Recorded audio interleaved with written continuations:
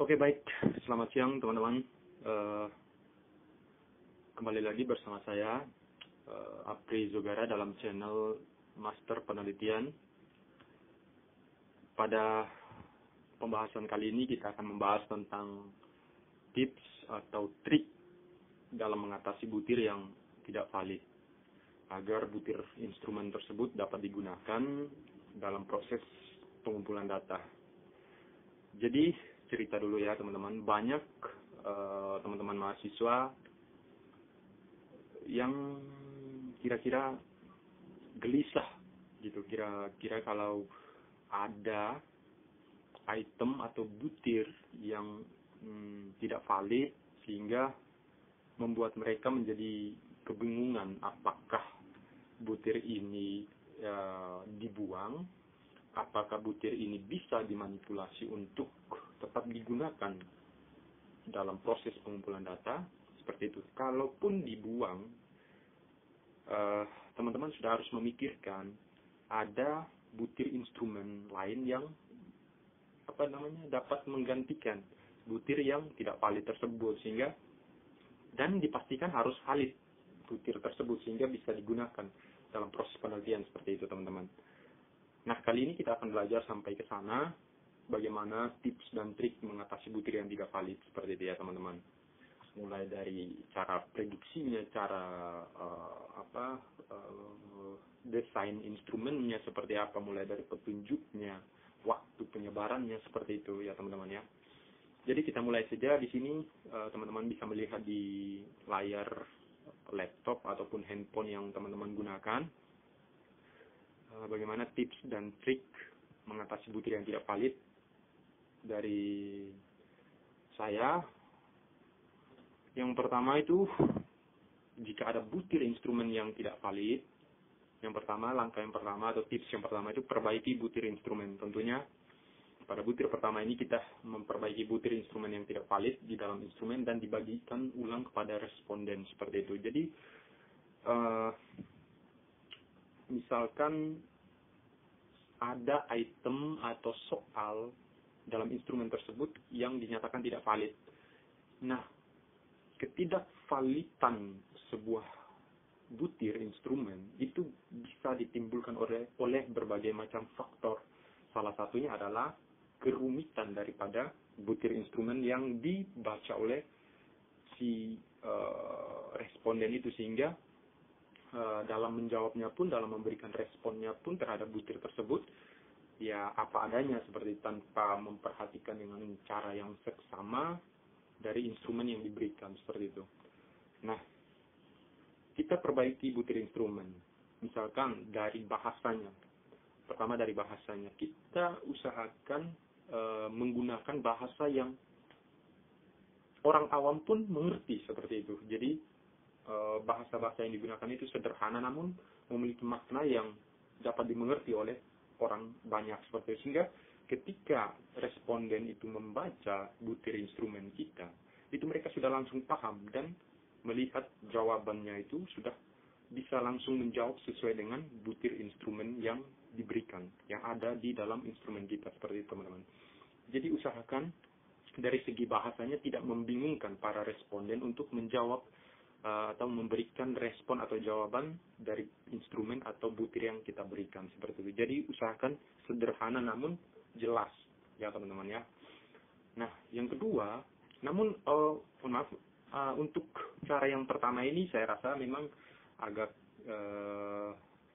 sedikit sulit, karena yang pertama harus diberikan ulang kepada responden. Setelah kita perbaiki butirnya, kita sebar lagi kepada responden, seperti itu. Jadi yang pertama tentu anggaran yang harus dikorbankan. Yang kedua tentu waktu yang dikorbankan, seperti itu. Tenaga, jelas. Jadi ini tips yang pertama ya, perbaiki butir instrumen. Jadi sejak awal ketika teman-teman hendak menyusun instrumen harus memperhatikan dari segi bahasa, kerumitannya, dan pengertian daripada butir yang diberikan, seperti itu. Yang kedua, buang butir yang tidak valid. Di sini yang tadi seperti di awal saya sudah jelaskan bahwa ketika kita hendak membuang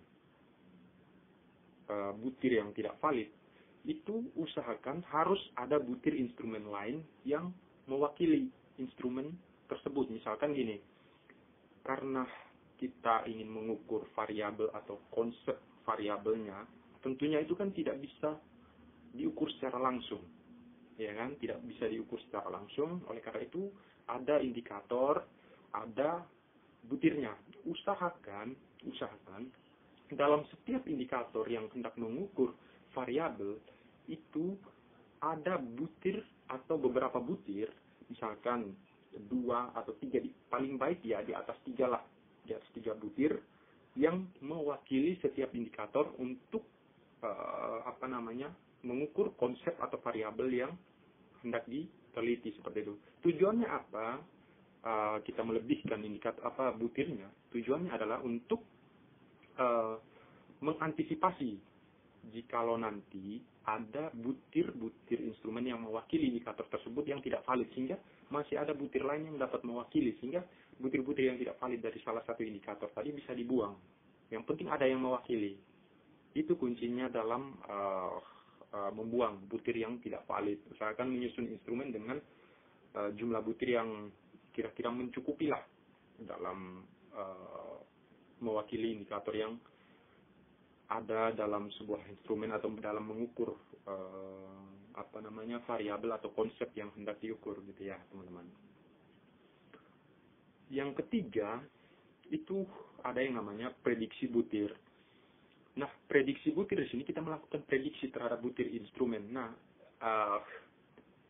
namun cara ini menurut saya paling tidak disarankan, karena nanti dengan cara-cara ini atau prediksi butir ini akan mengarahkan peneliti kepada tindakan yang namanya tindakan manipulatif.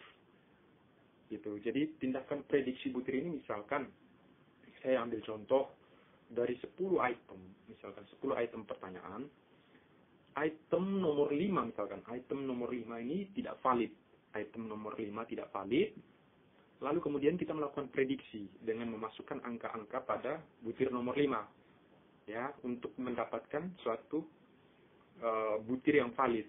Namun, ketika kita sudah melakukan prediksi, kita harus menyebar lagi instrumen ini kepada responden dengan harapan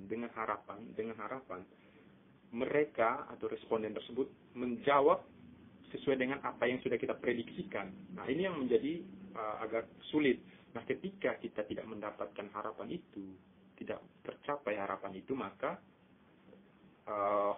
ya bisa dikatakan bahwa ada tindakan-tindakan yang manipulatif dari si penelitinya untuk mendapatkan butir yang valid seperti itu, teman-teman. Jadi untuk tips yang ketiga ini menurut saya tidak terlalu disarankan. Jadi nanti bukan lagi penelitian yang sebagaimana adanya, malah sebagaimana mestinya. Dalam artian kita sudah mengarah pada tindakan yang manipulatif untuk merubah respon daripada responden yang sesungguhnya, seperti itu, teman-teman ya. Tips yang berikut adalah kita memperhatikan yang namanya kecukupan jumlah butir. Nah, kecukupan jumlah butir ini sangat-sangat, itu tadi yang saya bilang pada saat ini ada hubungannya antara tips nomor 2 dengan nomor 4 ini ada hubungannya. Buang butir tidak valid jikalau ada yang mewakili atau ada yang diwakili oleh butir lain dari setiap indikator itu, sehingga ketika kita berani dalam melakukan pembuangan terhadap suatu butir, maka kita sudah sediakan butir lain yang dapat menutup kekurangan dari butir instrumen dari setiap indikator yang kita buang tadi, seperti itu, teman-teman. Jadi perhatikan jumlah butir agar yang namanya instrumen yang kita gunakan ini dapat digunakan untuk proses pengumpulan data, seperti itu. Berikutnya tentang Oke, baik, kita lanjut untuk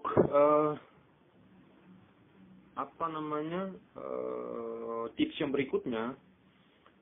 Itu kita harus memperhatikan daripada kejelasan petunjuk suatu instrumen yang kita susun, yang kita tulis agar mudah dipahami oleh masyarakat awam. Dalam hal ini responden yang memang benar-benar belum terlalu paham dengan apa yang kita inginkan dalam suatu instrumen. Oleh karena itu kita harus berikan kejelasan petunjuk.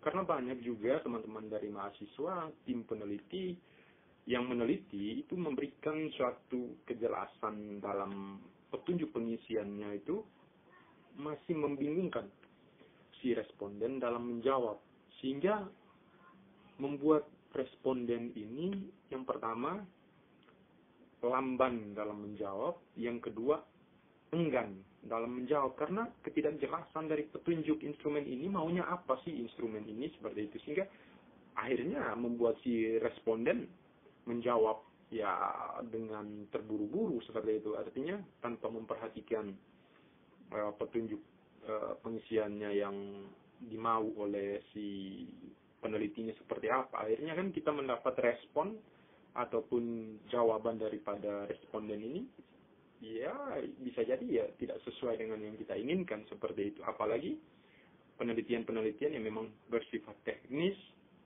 yang membutuhkan data yang akurat seperti itu ya teman-teman ya.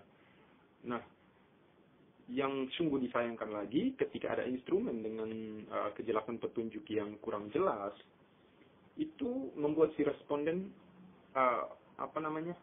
ada beberapa item yang tidak dijawab oleh si responden. Nah, ini kan menyulitkan peneliti untuk mengumpulkan data atau menghimpun data dari si responden. Oleh karena itu dia harus paling tidak yang pertama dia mencari lagi respondennya, ya kan, ya responden yang sama untuk melengkapi datanya. Yang kedua, dia harus mencari responden baru untuk mendapatkan keseluruhan jawaban dari setiap butir yang diberikan dalam sebuah instrumen itu. Kira-kira begitu. Jadi benar-benar harus diperhatikan kejelasan petunjuk yang diberikan atau yang ditulis dalam sebuah instrumen agar memudahkan si responden dalam menjawab butir yang kita berikan dalam sebuah instrumen seperti itu, teman-teman. Nah, yang berikutnya ini yang terakhir. Perhatikan waktu penyebaran. Nah, waktu penyebaran di sini dalam artian kita lihat waktu yang tepat kita berikan instrumen ini itu pada pukul berapa atau pada waktu kapan kita memberikan instrumen ini. Agar apa? Yang pertama tentunya waktu daripada si responden ini apakah ada atau tidak, apakah terburu-buru atau tidak. Yang kedua, dari segi kita perhatikan, kita kondisikan juga dengan situasi pekerjaannya, apakah dalam kondisi dia bekerja ataupun baru pulang kerja, kan itu kita perhatikan seperti itu. Jadi benar-benar kita perhatikan waktunya agar mood atau emosi daripada secara emosional daripada responden ini bisa menjawab sesuai yang diminta oleh instrumen, sesuai yang diharapkan oleh si peneliti seperti itu, teman-teman. Jadi harapannya waktu penyebaran ini jangan dianggap sepele karena ini kan semuanya main secara psikologis, sehingga ketika orang lagi jenuh diberikan instrumen itu, maka saya rasa pasti instrumen itu akan dijawab ya seadanya saat itu, seperti itu. Jadi benar-benar lihat waktu dari si responden agar dapat menyebarkan instrumen sehingga jawaban yang kita harapkan itu bisa terpenuhi seperti itu. Jadi benar-benar akurat, jangan sampai instrumen kita diisi dengan kemalas bacaan daripada si responden, gitu kan? Sehingga betul-betul harus diperhatikan waktu penyebarannya, sehingga dia memiliki waktu untuk dapat mengisi agar terhindar dari kejenuhan dalam pengisian itu, sehingga kita betul-betul mendapatkan data yang akurat seperti itu ya teman-teman. Nah, kurang lebihnya untuk tips dan trik yang saya berikan pada kali ini, pada pembahasan kali ini, Mudah-mudahan bermanfaat bagi teman-teman. Dan ketika teman-teman hendak mengumpulkan suatu informasi, suatu data atau informasi, usahakan tadi perhatikan dari awal, sedari awal tips atau triknya ini, sehingga teman-teman tidak bolak-balik dalam menyusun sebuah instrumen atau untuk mendapatkan data yang valid atau akurat seperti itu ya teman-teman. Saya rasa ini penting. Saya rasa ini sangat-sangat berpengaruh dalam mendapatkan suatu data yang valid atau instrumen atau butir yang dinyatakan valid seperti itu, sehingga bisa digunakan dalam proses pengumpulan data dalam suatu penelitian. Kira-kira hanya itu teman-teman yang bisa saya sampaikan. Sekian dan terima kasih. Kita nantinya akan berjumpa lagi di lain kesempatan dengan materi yang mungkin berbeda atau melanjutkan materi ini, kita tidak tahu, nanti ditunggu saja kelanjutan dari channel saya ini ya. Oke, terima kasih teman-teman. Selamat siang.